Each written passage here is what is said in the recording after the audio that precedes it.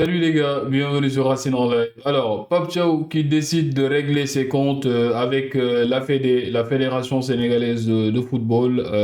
Pape Thiaw qui met la Fédé en demeure avec un timing, je dirais, parfait, excellent le timing, vraiment excellent.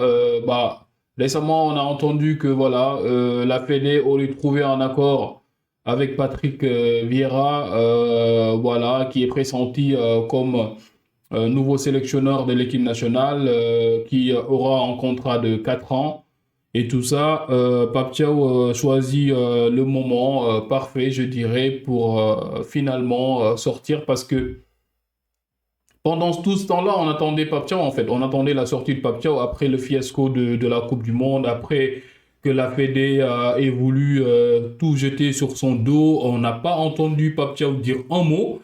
Et il choisit le moment où la fédération veut nommer le nouveau sélectionneur de l'équipe nationale. Donc, lui, il s'est dit que voilà, c'est le moment parfait parce que vous n'avez pas encore réglé mon problème, vous m'avez pas encore payé mes émoluments et vous voulez nommer un nouveau coach. Pour Pape Thiaw, c'est no way. Donc, il n'est pas question que la Fédé pense à élire un nouveau coach alors qu'ils ne l'ont pas encore payé ses salaires.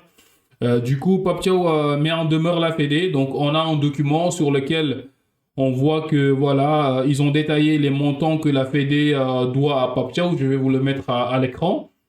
Avant de commencer la vidéo, les gars, n'hésitez pas à nous soutenir. Abonnez-vous, likez, activez la cloche de notification pour nous donner de la force. Let's go. Ils ont mis voilà 6 mois d'arriéré de salaire avec différents voilà, primes qui n'ont pas été payées et autre chose. Le montant total qui s'élève à 423 820 300 francs CFA. Donc voilà le montant que la Fédé doit à Pape Thiaw. Et comme je le dis, donc le timing, pour moi, le timing, bah après voilà, donc pour moi, Pape Thiaw, pour moi, il a même sur ce point-là, choisir une mise en demeure, c'est être gentil en fait. Il a été gentil sur l'histoire parce qu'après tout ce que la Fédé a voulu jeter sur son dos, après qu'ils aient voulu le sacrifier après la Coupe du Monde, après tout ce qu'ils ont dit, Pape Thiaw choisit juste une mise en demeure. Une mise en demeure, c'est voilà, essayer voilà, de régler le problème à l'amiable.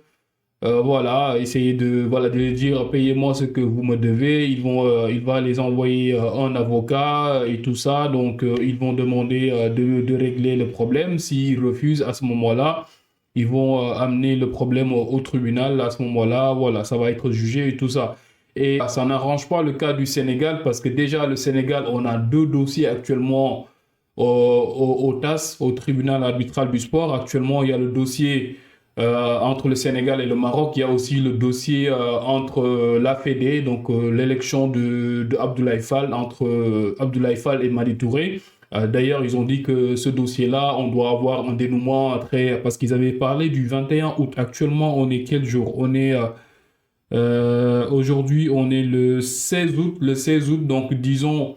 Dans 5 jours, normalement, on doit avoir le dénouement de ce dossier-là. Et pour moi, voilà. Donc, ce dossier-là est très, très important parce que, après, voilà. Donc, comme vous le savez, si la Fédé perd ce dossier, on va certainement dissoudre cette fédération et il y aura des réélections. Et je pense que tout le peuple sénégalais, c'est ce qu'on attend parce que on a clairement vu que cette fédération, ils ne sont pas à la hauteur. Jusqu'à présent, ça fait combien de temps on est revenu de la Coupe du Monde?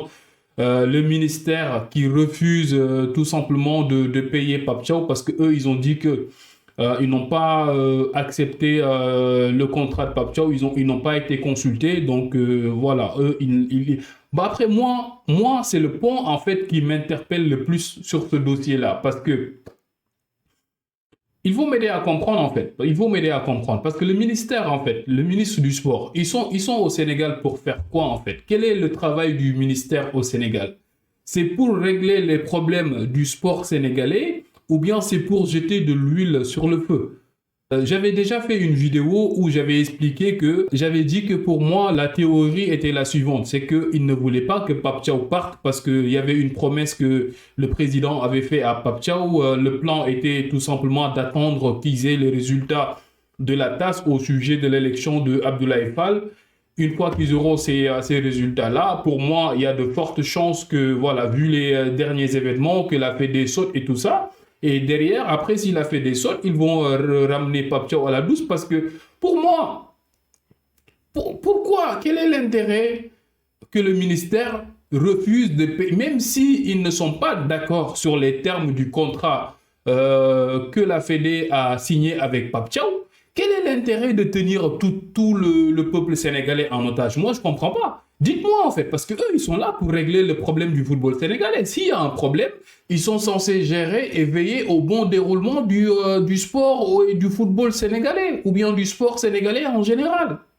Donc, quel est l'intérêt que le ministère, même s'ils ne sont pas d'accord sur les termes, de tenir ce dossier en otage? Parce qu'actuellement, pour moi, il n'y a pas lieu et il y a une urgence. Ce mois de septembre, entre le 21, excusez-moi, et le 6 octobre, le Sénégal a 2 matchs à jouer de qualification. Et actuellement, le coach, c'est le DTN, c'est le directeur technique. Moi, je ne veux même pas parler de ce gars-là parce que si c'est ce gars-là qui est le coach, excusez-moi, mais certainement, on aura des problèmes parce qu'il y aura des joueurs qui ne vont pas venir à ce rassemblement-là. Et vous êtes conscient de tout ça, vous êtes conscient du problème qu'actuellement que le football sénégalais a, et vous vous permettez de dire que vous refusez de payer les émoluments de Pape Thiaw parce que vous n'êtes pas d'accord avec le contrat. Il y a des choses qu'on ne nous dise pas. Moi, c'est ça que je dis. Ma version des faits, c'est ça. Il y a des choses que le ministère ne nous dit pas. Pourquoi depuis eux, ils ont dit qu'ils ont saisi le dossier, qu'ils vont auditer la fédération, qu'ils vont faire le nécessaire, jusqu'à présent, tout le peuple sénégalais, on n'a pas de réponse. On n'a rien. Il n'y a aucune audit, la fédération, elle n'a pas été remise en cause, il n'y a rien. D'accord, ils ont été élus, ils ont un mandat de 4 ans, on est d'accord là-dessus. Mais ils sont sur la tutelle du gouvernement sénégalais. S'ils partent en mission et qu'ils faillissent lamentablement à cette mission-là, pour moi, le gouvernement ou bien l'Assemblée, ils ont le droit d'appeler ces gens-là, de faire des audits, de situer les responsabilités, au moins qu'on sache le pourquoi du comment, et s'il y a des choses qui n'ont pas été faites correctement, qu'il y ait des sanctions. Et personne n'a été sanctionné jusqu'à présent dans ces fédérations, mais expliquez-moi. Moi, je veux qu'on m'explique pourquoi personne n'a été sanctionné. Pourquoi? En plus de ça, pourquoi le ministère tient ce dossier en otage en ne voulant pas payer Pape Thiaw? Pourquoi en fait? Dites-moi, quelle est la raison derrière ça? Moi, ça, je n'arrive pas à le comprendre parce que mon problème à moi, c'est ça. Pourquoi le ministère ne veut pas payer Pape Thiaw? Leur travail à eux, c'est pas de prendre en otage le football sénégalais parce que si actuellement le dossier bloque, si actuellement la fédération, ils ne peuvent pas choisir un nouveau sélectionneur, Ablaye Sow qui sort il est parti sur Sénégal 7, là-bas il fait des déclarations, on assume Pape Thiaw, voilà, c'est fini, et derrière on va assumer les conséquences. Vous n'êtes pas en mesure d'assumer les conséquences parce que jusqu'à présent, vous n'avez pas payé Pape Thiaw.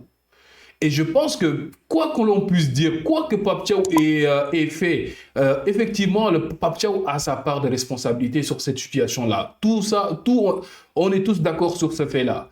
Mais à un moment donné aussi, pour moi, il faut respecter les gars. Parce que Pape Thiaw ne mérite pas le traitement actuel qu'il subit. En fait, un gars qui t'a amené 2 compétitions, 2 coupes même pas en l'espace de, je ne sais pas, même pas, il t'a amené une CHAN, il t'a amené une Coupe d'Afrique, et aujourd'hui, c'est comme ça qu'on traite le gars, c'est comme ça qu'on remercie le gars. Zéro reconnaissance. Le gars, il traite Pape Thiaw comme si... Non, mais je vous jure que Pape Thiaw, il est gentil, en fait. C'est un gentil. Pour moi, c'est pas le méchant de l'histoire. Pape Thiaw, effectivement, sur cette Coupe du Monde, tous les Sénégalais sont derrière Pape Thiaw parce que, compte tenu de ce qui s'est passé, mais moi, Pape Thiaw, c'est pas le méchant de l'histoire. Pape Thiaw n'est pas le méchant de cette histoire. Les méchants de cette histoire, c'est la fédération. Et ça, tout le monde le sait. Et ceux qui nous tiennent en otage actuellement, c'est eux et le ministère, ou bien le gouvernement sénégalais qui ne veulent pas nous donner des réponses, qui ne veulent pas nous éclaircir sur ce dossier. C'est eux qui nous tiennent en otage. Il faudrait qu'ils nous donnent des réponses. On a besoin de réponses, en fait. Et jusqu'à présent, personne n'ose parler, personne ne dit rien. Les Sénégalais sont actuellement... Et cette situation, pour moi, elle risque d'avoir des conséquences vraiment graves pour le football sénégalais parce que on n'a pas de coach. Un DTN. Moi, ce gars-là, je ne sais même pas comment il s'appelle. C'est pas mon problème. Si c'est ce gars-là qui va coacher les deux premiers matchs de notre qualification en Coupe d'Afrique, on n'est pas prêt. Parce que non seulement l'ambiance dans le vestiaire va être catastrophique, moi, je suis sûr qu'il y aura des joueurs qui vont carrément boycotter et on ne veut pas ça. On ne veut pas de cela, les gars. On a intérêt à régler cette situation le plus rapidement possible. Donc, expliquez-moi pourquoi le ministère, ils veulent nous tenir en otage. Moi, je ne comprends pas. Pourquoi les ministères veulent nous tenir en otage? Qu'ils nous donnent des réponses. Et jusqu'à présent, on n'a pas ces réponses. Moi, je ne comprends pas quel est l'intérêt, en fait. Quel est l'intérêt de tenir tout le peuple sénégalais en otage parce que vous dites que vous n'êtes pas d'accord sur un contrat? La raison, c'est pas ça. Il y a une autre raison derrière qu'ils ne nous disent pas. Moi, je vous ai donné ma supposition. Ma supposition, je vous l'ai dit que c'est le président qui a fait une promesse à Pape Thiaw et qui veut tenir sa promesse. Et actuellement, qui dit que la fédération, vous voulez virer Pape Thiaw, vous virez Pape Thiaw. Si vous virez Pape Thiaw, moi, je ferme le robinet. Vous vous débrouillez, sachant qu'ils savent que la fédération, ils ne sont pas capables de payer Pape Thiaw. En plus de ça, on ne parle même pas de tout l'argent que la fédération encaisse. Il n'y a aucune transparence sur la gestion de cette fédération. Le gouvernement qui est là a joué à des jeux que moi, je n'arrive pas à comprendre. C'est complètement fou, en fait. C'est lunaire ce qui se passe au Sénégal. Non, mais... moi, il faudra qu'on m'explique des choses. En tout cas, moi, ce que j'espère pas, c'est que ce dossier dure en longueur parce que ce qui risque d'arriver, c'est que ce dossier risque aussi de partir au TAS. Donc, ce sera le troisième dossier du Sénégal au TAS. Ce qui va, pour moi, mettre de l'huile sur le feu. On a déjà deux dossiers. Un troisième dossier entre la Fédé et Pape Thiaw. On n'a pas encore choisi de coach. On parle de Patrick Vieira. Eux, ils ne sont même pas capables de payer Pape Thiaw. Ils nous parlent de Patrick Vieira, horizon 2030. Je ne sais pas, projet de Patrick Vieira. En fait, il faut arrêter. Il faut arrêter. Parce que ces gars-là, ils ne sont pas sérieux. Ils ne sont vraiment pas sérieux. Et c'est vraiment... en fait... je sais même pas. Je sais. C'est le football sénégalais. On n'est pas prêt actuellement. On est prêt. On est vraiment dans une galère. Ces gars-là nous tiennent en otage. Le gouvernement, ils ne veulent pas prendre leurs responsabilités parce que je ne sais pas à quel jeu ils jouent. Il y a des choses qu'ils ne nous disent pas. Pourquoi ils nous cachent des informations? Les Sénégalais veulent des réponses. Jusqu'à présent, on n'a pas ces réponses. Et en tout cas, pour moi, il y a beaucoup de choses à dire. Il y a vraiment beaucoup de choses à dire sur ce dossier-là. Pour moi, l'urgence, effectivement, on a besoin d'un coach. On a besoin d'un coach. Parce qu'on a deux matchs à venir. Je prie que ce ne soit pas ce nouveau DTN-là qui va coacher notre équipe nationale pour les deux prochains matchs à venir. En tout cas, voilà. Je ne voudrais vraiment pas que ce soit le cas parce que sinon, ça risque d'être la cata, ça c'est sûr et certain. Et au final, voilà. Donc, vivement qu'on ait des réponses sur cette situation-là. La situation, elle s'empire. Ça va de mal en pire pour le Sénégal. Donc, malheureusement pour nous. Mais bon, de toute façon, voilà, moi c'est ce que j'ai à dire sur le sujet. N'hésitez pas à me dire ce que vous pensez sur les commentaires. C'est Racine en live, abonnez-vous à la chaîne, likez, activez la cloche de notification pour ne pas manquer les prochaines vidéos. It's your boy Rast, and I'm out of here, guys.